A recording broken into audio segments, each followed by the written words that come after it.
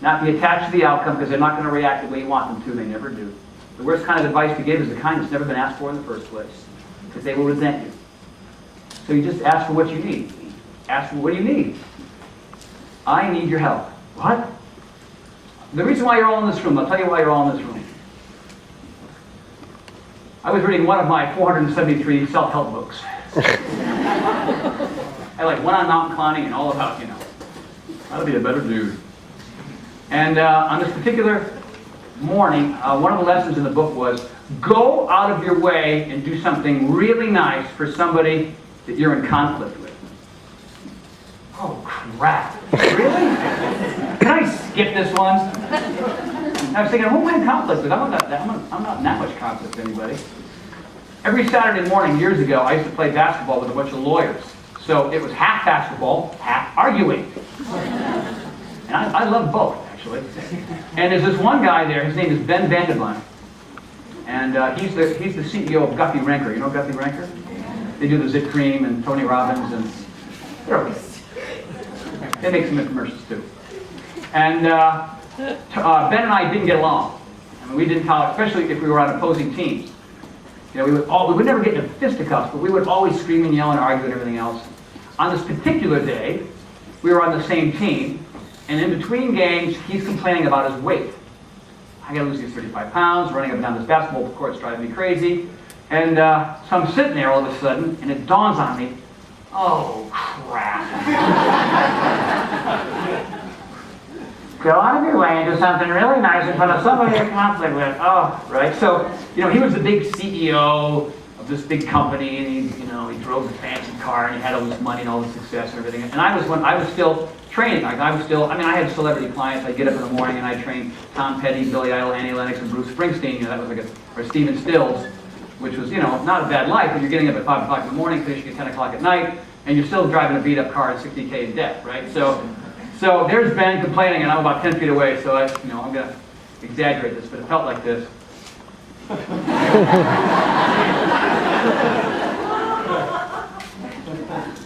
Hi, Ben. I heard you talking and drove away. I'm a trainer. I don't know if you know that. And I can maybe help you. Okay, never mind. Yeah, that sounds great. What? Really? Yeah, I give me your number. He said, and he called me that afternoon. And it was a Saturday afternoon. He said, when are you available? Do you have Monday, Wednesdays, Fridays available at 8 o'clock? And I had a client who had just quit, and I was looking to fill that space. So I started training this guy that I didn't like. So the first time he came over, it was just, how you doing? Not really good. Good game last day. Within a couple of weeks, turned out we were a lot alike. All right. So the people you hate are probably your best friends, and you don't know it. So about a year later, he says, you know what? Working out with me and hanging out 3 days a week. He lost 35 pounds.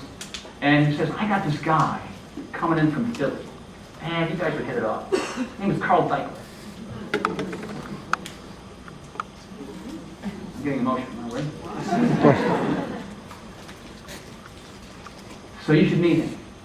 He's a funny guy. He's a good guy. He's really creative. He's got some great ideas. He's going to work for us for a while. So I met Carl, and Carl started hanging out. We hit it off right out of the box. He's just a wild man, and he's just full of ideas, like he said. And for about a year and a half, we just hung out. He was working for Ben, doing infomercials for pantyhose that don't run, and LASIK eye stuff, like through the television. Just stick around with it. Look, you can see. It was just crap, And Carl said, one day, dude, you and I are going to do a fitness thing, And so Ben got sick and tired of Carl saying, I don't want to do pantyhose that don't run infomercials anymore. So rent the space down the hall. So he said, hey, by the way, can you also give my old roommate from UCLA a job? Make him the president of the company. His name is Carl.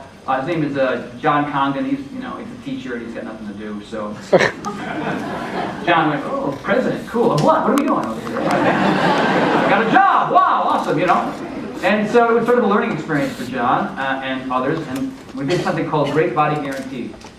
Anybody have that DVD? Anybody?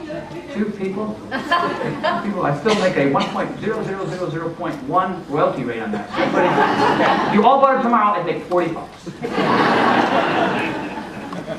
So we made that, and that thing did really well. And we sold it on short form infomercials at 3 o'clock in the morning in Poughkeepsie, New York, and Miami Beach, Florida. You know, this weird time slots. We really spent $5,000, which was a lot of money to buy media back in those days because we didn't have any money. And we spent 5 and made 10. We spent 10, we made 20. We spent 20, we made 30. And all of a sudden, we had enough money to do this other thing called Power 90. And then we were not the small little company in a closet anymore. We were actually growing. We had 25 employees.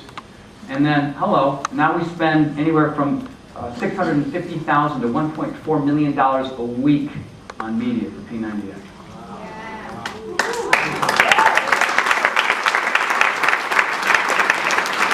We're on, P90X is on 100 hours a week. It's on 3 channels at once. It's a freak show. All because I know. I went out of my way and did something nice for somebody. So, and you know why? Because I got 8 hours of sleep the night before. See how it all ties in? Tangent man. Sleep, aka healing. Restores the powers of the body, mind, and spirit. Improves the immune function. If you're not sleeping, your body's breaking. It's breaking slowly. You can't see it from the outside. Sometimes in the skin. Right? Skin's the biggest organ in the whole body. But if you're not getting sleep, your organs are taking a hit. Because they need to heal too after being awake all day long. Really important. 7.5 hours of sleep, and I know it can't happen every night for the rest of your life, but oh my gosh, if you add a half an hour here and there, it's going to make a huge difference. And anybody, like when you get sleep deprived, you feel like your brain, you just can't talk, you can't function, you just feel completely out of it at work. You get more frustrated and crazy and argumentative and all that kind of a thing. It's because of lack of sleep. And all you got to do is just close the door and lie down. I mean, it's shocking how awesome it is. You don't have to do anything. We don't do it because we're going, well, I got a thing to do tomorrow. I got a plan. Oh, anyway, Sally, I'm watching reruns of American Idol. It's awesome. Jeez.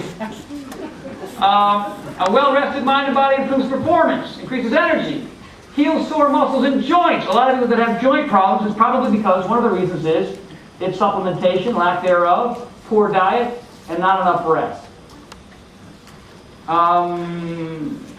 Another thing too is desire and devotion. And when I sleep regularly, man, I'm fired up about my workouts. When I don't, I'm dragging butt. And the combination of healthy food, and that's how you make for a better life. Stress destroys, sleep heals. It's all true. All right, next.